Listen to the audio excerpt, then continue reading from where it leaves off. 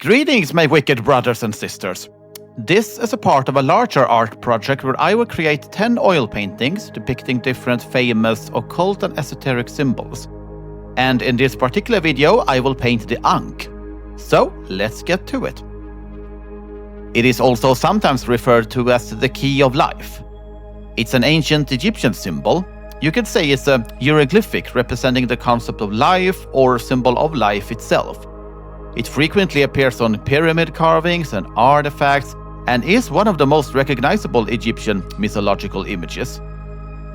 It's also associated with the Egyptian gods, most notably Ra, the sun god, Osiris, the god of fertility and the afterlife, and Isis, the goddess of magic and healing, which are often seen holding the Ankh in many pieces of artwork.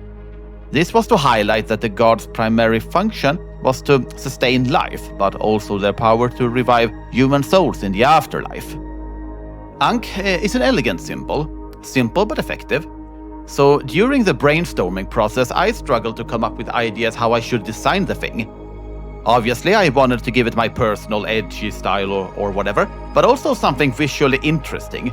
But for the longest time, I didn't know how. Then it hit me, like divine inspiration. Why not incorporate several different Egyptian symbols into one? So that's what I did. As for the background, I was first considering sand dunes, maybe with a couple of pyramids in the further back. However, I thought that it would distract from the Ankh itself. But then I got a better idea. Since hieroglyphics in general are so closely associated with ancient Egypt, I wanted to include them somewhere. But if I had tried to include them on the actual symbol, the motif would have been too cluttered. So I'm imagining the background as the inside of a pyramid or a tomb, with the hieroglyphics as subtle details. And this is not the last time you will be introduced to the concept of the afterlife, graves, and gods. The ancient Egyptians loved that kind of stuff. An admirable trait, if you ask me.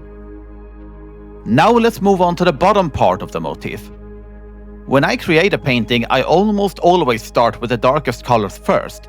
The light source is supposed to be coming from the top, so in this case I'm starting at the bottom.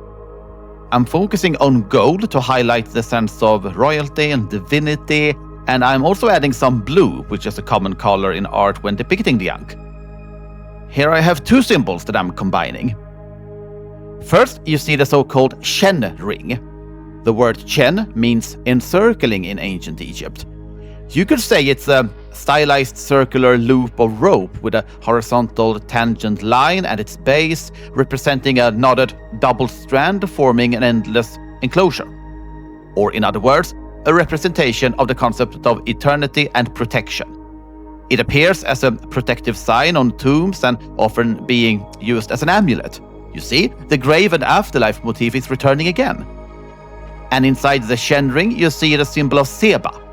It's typically depicted as a star with 5 radiating points, and the word Seba is actually the ancient Egyptian word for star. Seba represented the embodiment of time, travel, and new beginnings. So yeah, I'm thinking these images ties well together, both thematically and aesthetically, and the result is the bottom part of the Ankh. Now I'm adding the stylized upright form of an Egyptian cobra. This was a common symbol of royalty, deity, and divine authority, perfectly in alignment with the Ankh as well. So I felt compelled to include a cobra somewhere in the picture. I think the idea was all right, but the final painting doesn't really show the cobra's characteristic hood. Maybe I should have just put one single cobra head in the middle, but at the time I was thinking of 2 snakes, maybe in profile, to make their upright position more clear. Frankly, I don't know which one would be the better call. Does anyone out there have a better suggestion? And a little further up, I'm including an obelisk. It's symbolizing the sun god Ra, representing a petrified sunbeam connecting the earth and sky. This was actually the last idea I incorporated. It was after I had finished sketching the entire thing that I found out that the obelisk was connected to Egypt as well. The details were already designed, but in this section I only had planned generic signs and characters to fill up space. So now I feel that it's a matter of course that I should include an obelisk. Nothing complicated, just another subtle detail. When depicting the Ankh, usually a horizontal bar in the middle is forming the T-shape, or the cross, if you will. This is the most common variation. However, sometimes in art they have instead added wings in the middle as a part of the T-shape. Oftentimes, this is a reference to the so-called winged sun, another solar symbol of deity, royalty, and protection, again often associated with the sun god Ra.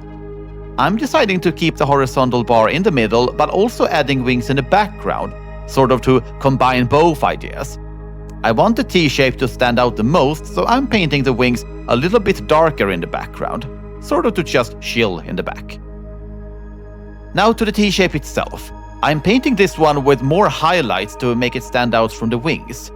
Like in the lower half of the painting, I'm adding some blue elements as well. And like I said before, I couldn't place hieroglyphics in the actual motif itself, so instead I just added imagery that could be interpreted as, I don't know, mysterious sign language from a bygone era, or maybe just something to fill up space. The theories are endless. And now to the droplet-shaped loop on the top. It's representing the sun rising over the horizon, supposed to mean divine resurrection. And this part is combined with the image of the famous sacred Scarab beetle. They were venerated in ancient Egypt, associated with the divine manifestation of the early morning sun, the god of which is Khepri. So when they added bird wings to the Scarab, it was meant to guarantee the rebirth of the deceased, which made them popular as funerary amulets. You see, the grave sun rebirth motif just keeps coming back. I love that. When I was searching for references and inspiration for my sketch, I found pieces of art where they are depicting the Scarab wings forming the shape of the actual loop, which I found very pleasing. So I just recklessly borrowed that idea and incorporated it here. And on top of that, I added another important element, the Eye of Ra. The symbol of the eye in general is an ancient one. The Sumerians, Mesopotamia, Christianity, Hinduism, many different cultures and religions have seen the eye as important imagery. In Egyptian culture, there are two famous eye symbols of two gods, Ra and Horus. They are the same, but the images are inverted. The difference, pretty much, is that the Eye of Ra represents the sun, protection, and destruction, and the Eye of Horus represents the moon, healing, and harmony. But since my boy Ra is a consistent element in my painting, I'm choosing his eye for this one. Plus, well, it's the most recognizable one. If this had been a larger motif, I would have made it a lot more detailed, but I think this works fine too. And the last part of the painting is a human skull surrounded by sunbeams. I'm painting this for several reasons. One, with the wings in the background and the sun in the middle, it's connected to the concept of the winged sun that I was talking about earlier. Two, I think the solar symbolism just had to make a clear appearance in the center as well, with literal sunbeams to really just hammer it down. Three, in order to illustrate both life and death. I'm adding a human skull at the center, partly because it's my edgy personal contribution to the piece, but also to highlight that death is an essential part of life as well. Yeah, a little philosophy added for good measure. Lastly, I'm adding the final touches, the last details or highlights, and finally it's finished, an ancient symbol of royalty, divinity, protection, and the eternal life-giving sun. So there it is.